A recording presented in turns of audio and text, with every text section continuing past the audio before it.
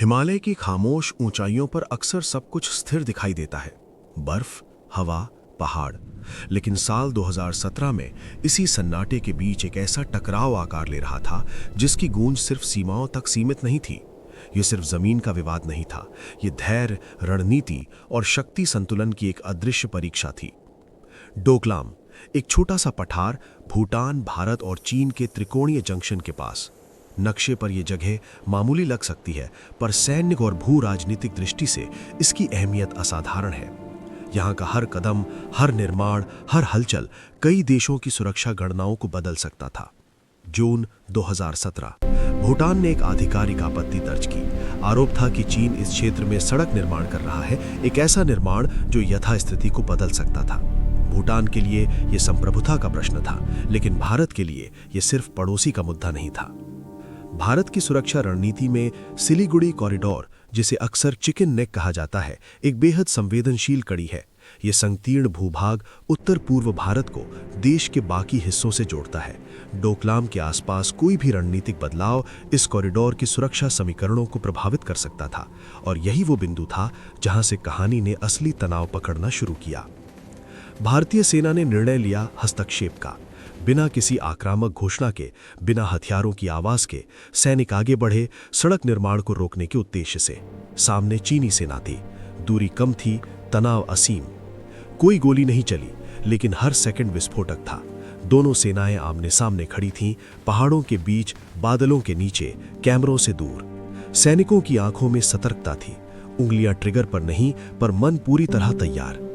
यह आधुनिक युग का एक विचित्र युद्ध क्षेत्र था, जैसा शांति भी उतनी ही जोखिम भरी थी जितना संघर्ष। दिल्ली में माहौल अलग था, पर उतना ही गंभीर। विदेश मंत्रालय MEA के भीतर लगातार बैठकों का दौर चल रहा था। हर बयान, हर शब्द, हर विराम चिन्ह अंतर्राष्ट्रीय संकेत बन सकता था। कूटनीति यहां हथियार से कम प्रभावशाली नहीं थी।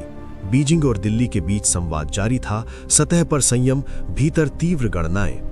सार्वजनिक मंचों पर शब्द सावधानी से चुने जा रहे थे, क्योंकि एक गलत लहजा, एक गलत संकेत सैन्य टकराव को जन्म दे सकता था।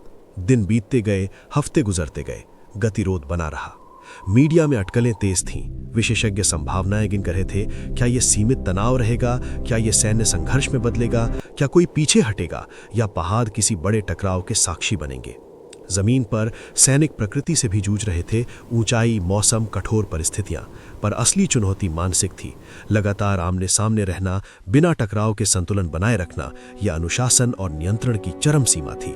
हर सुबह नई अनिश्चितता लाती, हर रात नए प्रश्न छोड़ जाती। दुनिया की बड़ी शक्तियां स्थिति पर नजर रखी थी, क्योंकि यह सिर्फ भारत और चीन का मामला नहीं था। एशिया का शक्ति संतुलन, क्षेत्रीय प्रभाव, भविष्य की रणनीतिक दिशाएं सब इस गतिरोध की छाया में थे। फिर अगस्त 2017 के अंत में अचानक घटनाओं ने मोड़ लिया। घोषणाएं आईं, बयान बदले, गतिविधियां बदलीं, लेकिन असली कहानी सिर्फ पीछे हटने या आगे बढ़ने की नहीं थी। असली कहानी थी उस अदृश्य खेल की जो इन महीनों के दौरान खेला गया। धैर्य बनाम दबाव, उपस्थिति बनाम उकसावा, कूटनीति बनाम शक्ति प्रदर्शन।